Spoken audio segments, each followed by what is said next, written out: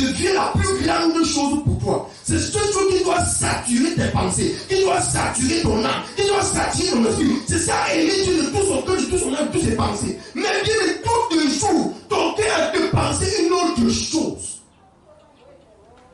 Et tu vas venir à l'église, Seigneur, je t'adore, je t'aime Jésus. Tu aimes Jésus de ta bouche, mais ton cœur est rempli de tes problèmes. Et tes problèmes, c'est ton identité. Tes problèmes, c'est ta pensée. Tes problèmes, c'est l'erreur. À toi pour Jésus-Christ.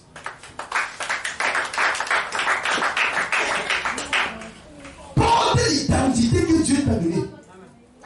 Amen. Quand Dieu va voir la manière que tu penses à cela, il va te donner la provision. Il va ouvrir les portes parce qu'il faut avoir quelqu'un qui garde, qui veut, qui cherche comment faire. Alors le peu qu'il a, donc il faut envoyer tous les matins, il doit envoyer les messages. Tous les jours, il doit parler à quelqu'un. Il sait que c'est sa responsabilité. Pendant qu'il ne fait pas ces choses, il perd l'identité. Il est dans l'erreur. Mais à cause de ça, au lieu de faire ces choses, au lieu de garder cette identité, cette pensée, cette force, nous gardons plutôt nos problèmes. Nous pensons à nos problèmes. Nous pensons à notre lendemain.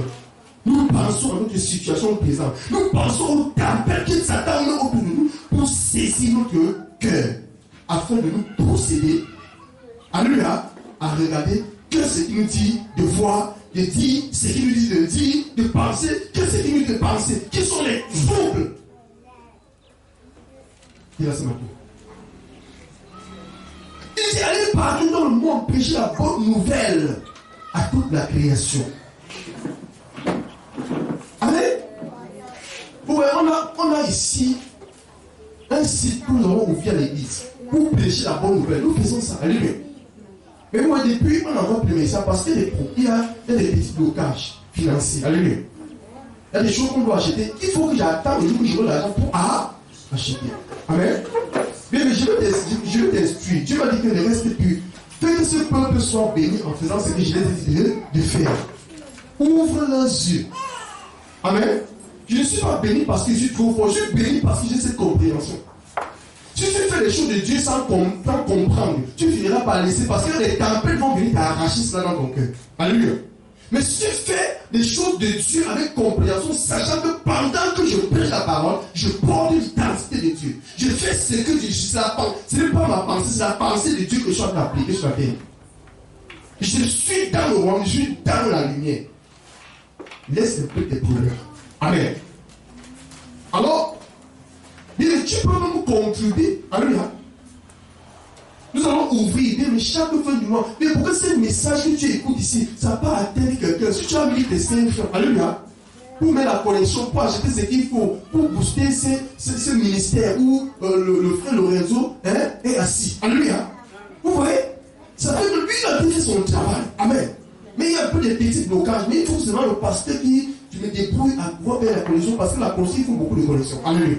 Le jour où je n'ai pas, ça s'arrête. Mais est-ce que tu veux que l'œuvre de Dieu, ça s'arrête? Est-ce que tu aimes Dieu? Mais tu penses que l'œuvre du pasteur Rostam, amen. Mais Dieu dit, tu as ton prochain, ce que tu aimerais qu'on te fasse, c'est alors que tu aimes ton prochain. C'est alors que tu aimes Dieu. Ce que je fais là, ce n'est pas mon œuvre.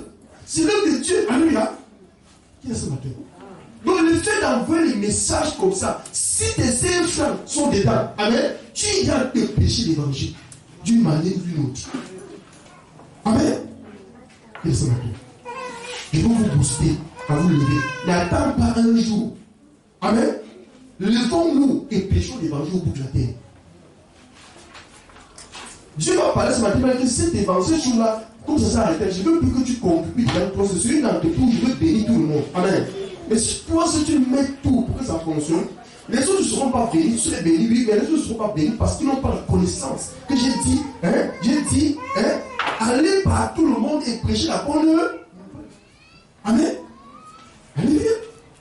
Et pendant que tes enfants sont en train de faire le message à partir par WhatsApp, allez, ou bien par Facebook, ou bien YouTube, en achetant la connexion, est-ce que c'est pas toi qui as te péché? C'est toi qui as te péché. Tu ne bouges pas, tu es là sur place, mais ta main a de pousser la parole de Dieu à partir. Alléluia. Qui est ce matin? Et si tu gardes la pensée de le faire chaque mois, comme je l'ai dit, c'est-à-dire que voilà Cathy là-bas derrière. Amen. Chaque fois du mois, ce que tu as pour la connexion ou pour certains besoins de ce secteur, alléluia, de l'église, pour que, alléluia, ça puisse se fondre.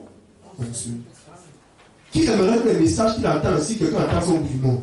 Lève le doigt, lève la main.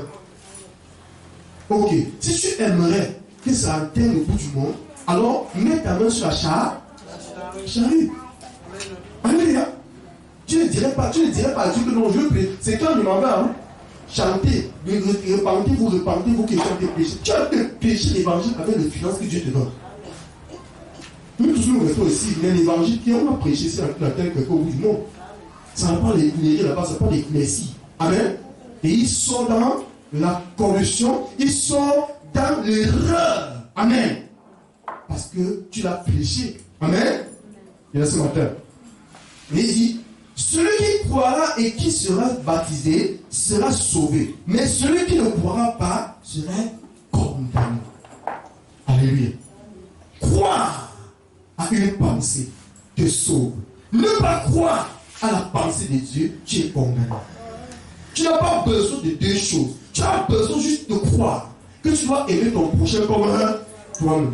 C'est-à-dire passer le temps à réfléchir comment faire pour faire le bien, à aider les gens à s'en sortir dans le mal. Alléluia. Il est ce matin. Voilà la pensée que Dieu veut que tu aies. Croire, c'est ça. C'est pas dire Dieu, je crois. Tu te crois sans pratiquer. C'est-à-dire que tu as réellement cru, tu dois comprendre réellement ce que Dieu veut que tu fasses. Et ce que Dieu veut que tu fasses a un très grand prix pour lui. Et lorsque tu as compris ces choses profondément, bien ça devient, bien mais tu prends ça, tu fais ta part avec. Alléluia. Parce qu'on comprend ça légèrement, comme un papier qui vole au-dessus de nous, ça entre et ça sort de l'autre côté. Mais tu dois comprendre ce que Dieu dit pour vous, et la valeur que ça va te donner, et la gloire que ça va amener dans ta vie. Ce n'est pas pratiquer. Beaucoup pratiquent la parole de Dieu sans être la parole de Dieu. Amen. Tu peux pratiquer, bien aimé, mais tu n'es pas. La tempête va venir te faire stopper.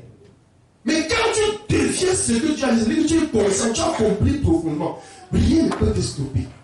Rien ne peut te stopper. Mais ce qui croit superficiellement, on a cru.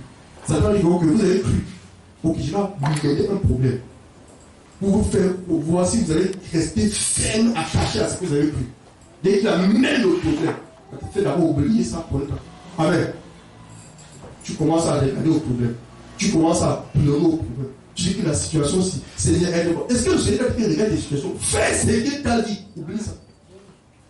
C'est ça les tempêtes qui viennent, qui sont les opportunités. Ceux qui seront légers dans la croyance vont tomber, vont. Ceux qui ont compris véritablement vont porter du fruit à partir de cette épreuve. Alléluia. Telle ta pensée et ton identité. Ces pharisiens, ces scribes croyaient qu'il n'y avait pas la vie éternelle. C'était leur parent, c'était leur conception, c'était leur identité. Mais Jésus qui dit qu'il y a la vie éternelle. C'est deux pensées, deux identités. Amen. Qui est ce matin? Donc comprendre la pensée que tu as te donne son identité et vient de quelque part. Et l'instruction d'un esprit qui est en toi, qui te donne son identité. C'est pourquoi il faut comprendre profondément ce que Dieu veut que tu fasses, que nous fassions. Ne pas le faire pour une personne, ne pas le faire pour plaire à un homme, mais le faire pour plaire à Dieu. Alléluia. Il dit, voici les miracles qui accompagneront ceux qui auront cru. À mon nom, ils chasseront les démons, ils parleront de nouvelles langues. Ceux qui auront cru en quoi? À sa pensée, à ce qu'il dit, qui est la vie éternelle. Je crois qu'il y a la vie éternelle. Mais ceux qui croient que la vie éternelle n'existe pas, parce qu'ils ont une science qui les fait croire. Alléluia. Et ils ont cette identité. Moi, je crois que la vie éternelle existe. Je ne confesse pas juste, mais je sais que c'est dans mon cœur. Alléluia. Alléluia. C'est ce que Dieu veut. Il dit que si tu crois comme ça, voilà les miracles vont te suivre. Pourquoi? Parce que la pensée de Dieu est la présence de Dieu. La pensée de Dieu est l'identité de Dieu. La pensée de Dieu est la force de Dieu. La pensée de Dieu est la puissance de Dieu qui te donne le produit, c'est un miracle. Tu ne parles pas cette langue par toi, mais tu parles par la pensée de Dieu qui demeure en toi, en qui tu as accru. Comprenez le principe. Comprenez le principe. On ne force pas les choses de Dieu. On comprend juste comment les choses sont placées dans l'esprit, comme tu as positionné, et tu te positionnes sur quelque chose. Et cette chose commence à te faire fonctionner. Elle commence à produire en toi ce qu'elle a dit. Tu ne fais pas les miracles par des forces, tu ne cherches pas les bons par des forces, mais tu cherches pas l'identité de Dieu. Mais si moi tu as l'identité de qui? Attends, ces pharisiens, il faut chasser un démon. Est-ce qu'ils n'étaient pas les prédicateurs? Alléluia. Il enseignait par l'esprit. Nicodème, c'était un grand prêtre, n'est-ce pas? Il veut chasser un démon. Un docteur de la loi. Alléluia. Bien aimé, écoute. Il parlait, il confessait la parole de Dieu. Mais il n'avait pas l'identité de Dieu. En fait, il n'avait pas cet enseignement qui compte sur nous. Il n'avait pas cette compréhension de l'identité. Amen. L'identité de la pensée qu'il pensait. Qui lui donne le pouvoir de faire certaines choses. Alléluia.